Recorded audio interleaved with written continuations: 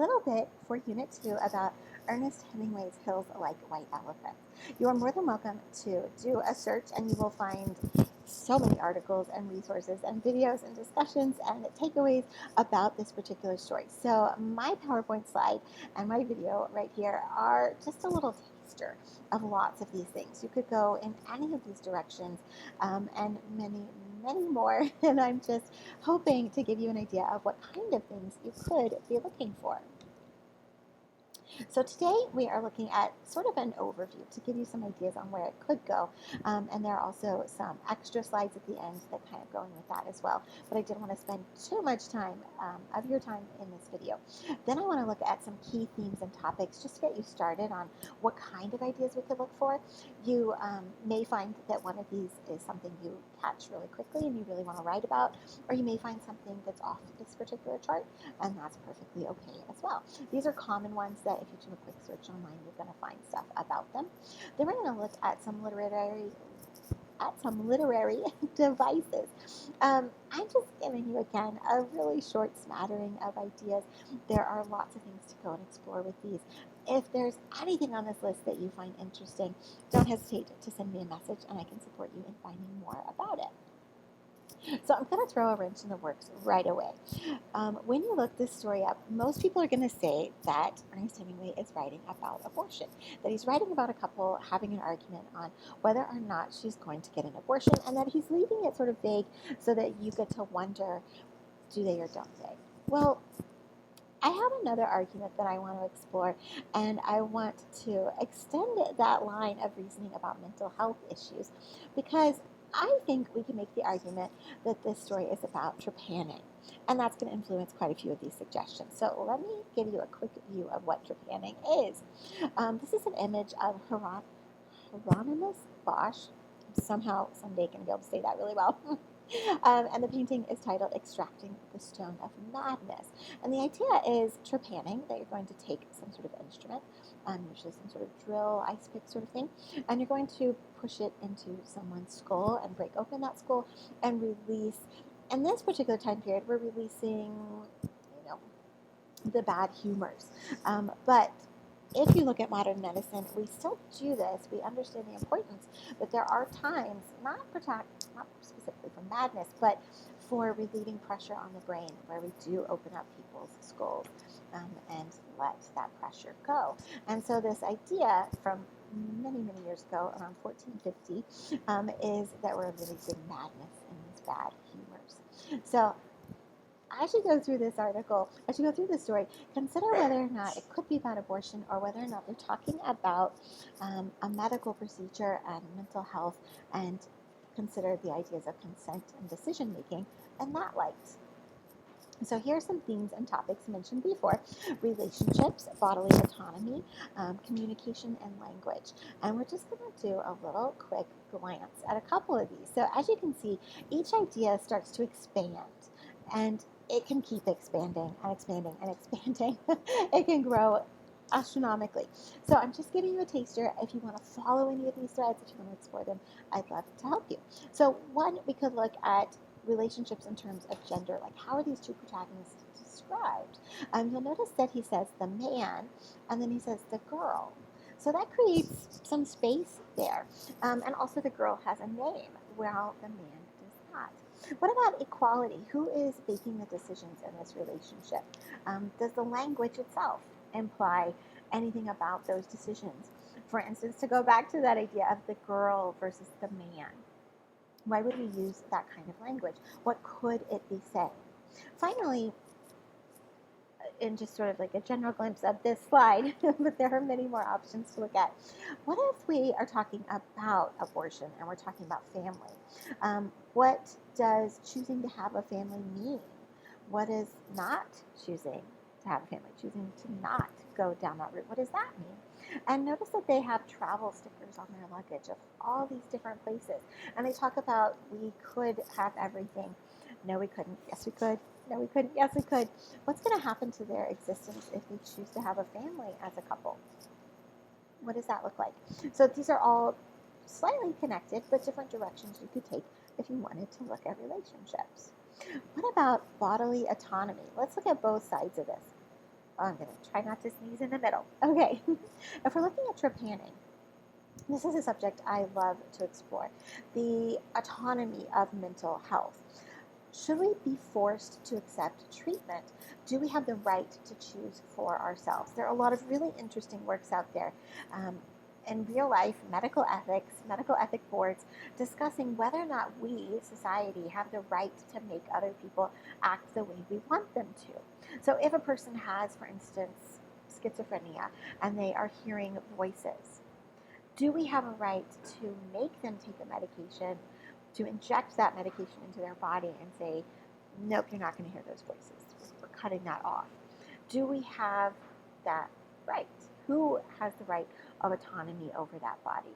Is it that person who says, I choose to hear voices or I choose not to?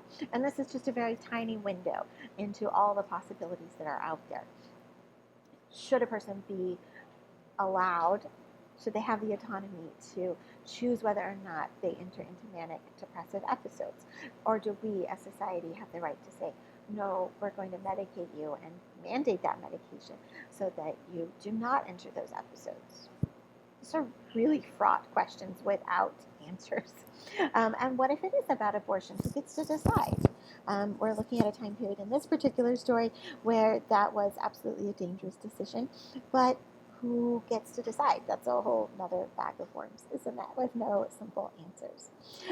Next, communication and language. This could also stem into relationships because as a couple, as two people going somewhere together or whatever we decide about the medical procedure, who has the right to enter into that space and how do the relationships affect that, and how is their communication either supporting or damaging making those decisions. So is this a scene of clear communication? Why would you say yes? Why would you say no? We have these two protagonists, but I'm going to push for a third person in this who is kind of a key part of it. Who is the barkeep? Why do we have this third person in the scene? What is that person doing? The same way that in a moment we're going to look at things like where they are, the weather, what they're doing, all of these other things are part of that story. But what about this person? Why is this person there and interacting? This person speaks 5 times. Why is she seen and heard both behind and in front of the curtain? When the man is behind the curtain, is he fully separated from Jake? He goes into the bar and he stays there thinking for a bit, and then he comes out of that space and reunites with Jake. But the barkeep is able to go into and through all of those spaces, both physically and through hearing and responding to the two protagonists. So what's happening in that particular element? We're going to get to who that barkeep could be in just a moment. So if we're talking about trepanning, Jake should be allowed to decide if she receives a medical procedure, right? By the end, I would argue that Jik has decided to embrace herself and her mental health and exist as she is. So essentially, she is choosing the chaos of her known existence. She doesn't want that injection to be calm or normal or whatever society wants. She wants to be herself. And we have a really interesting case of the man being behind that curtain, having that drink, and then coming through the curtain to her. To me, that is a space of baptism. That's a whole conversation and a whole thing you can explore as well.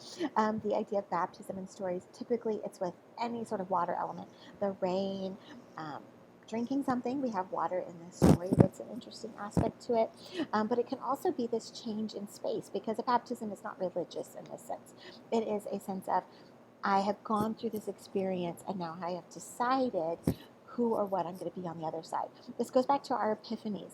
Epiphanies are, in a sense, baptismal experiences because we start in place A, we go through an experience, and we come out in place B, where we are changed in some way, shape, or form. It can be massively huge change. It could be a very, very small, almost subtle change.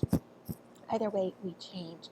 So in this case, I believe that he is baptized as he walks through that curtain, and his love for her means he's going to choose her as she is. So he also is choosing the chaos. He is choosing the possibilities rather than change.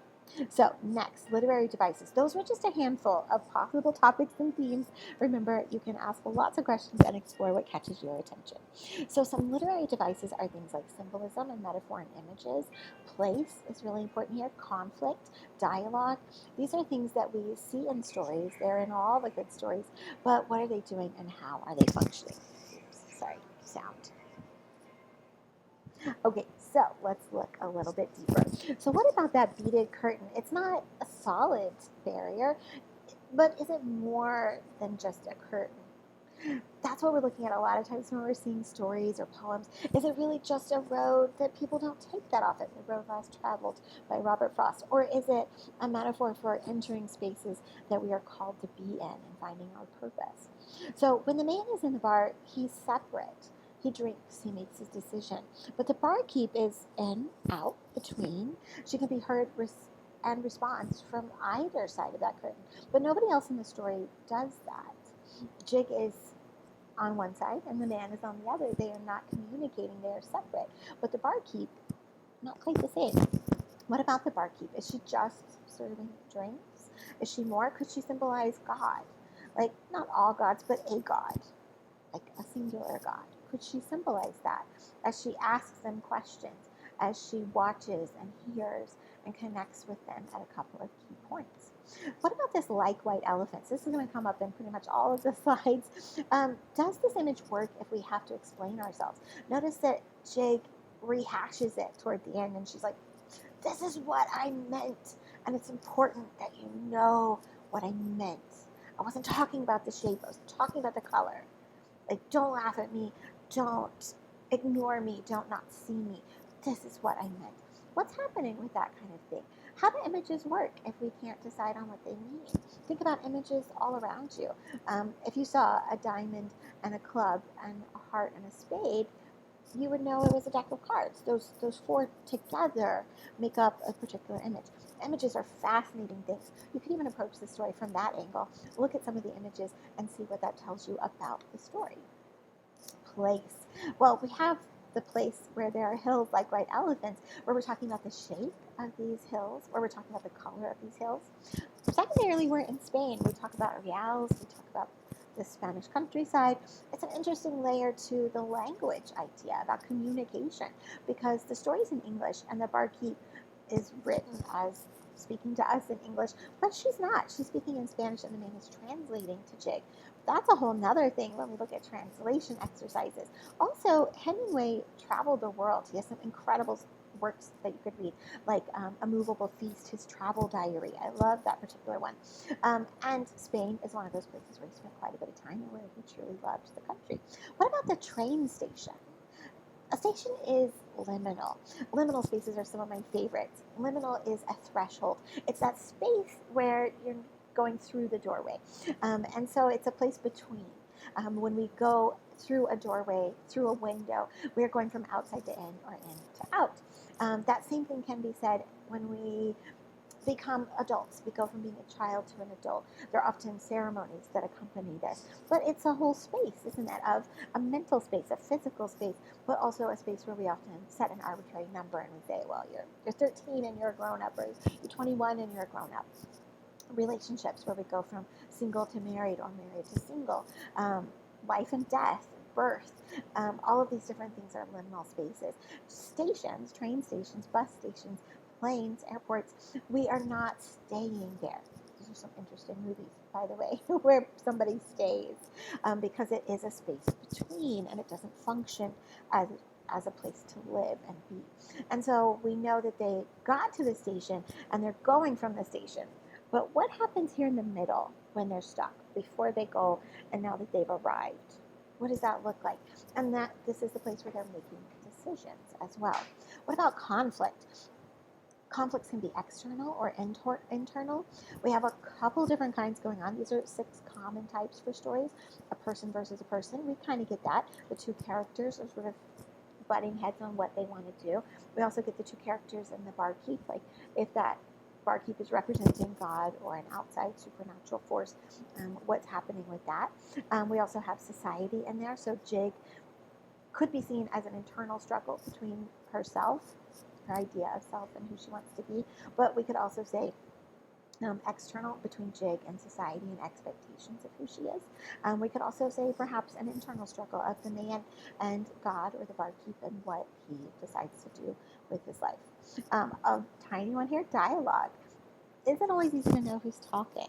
Do you see any shifts in language that could indicate a particular person is talking? A lot of possibilities there as well. Finally, a handful of additional considerations before we move toward the end. Apologies for the quickness. You can look at in media res.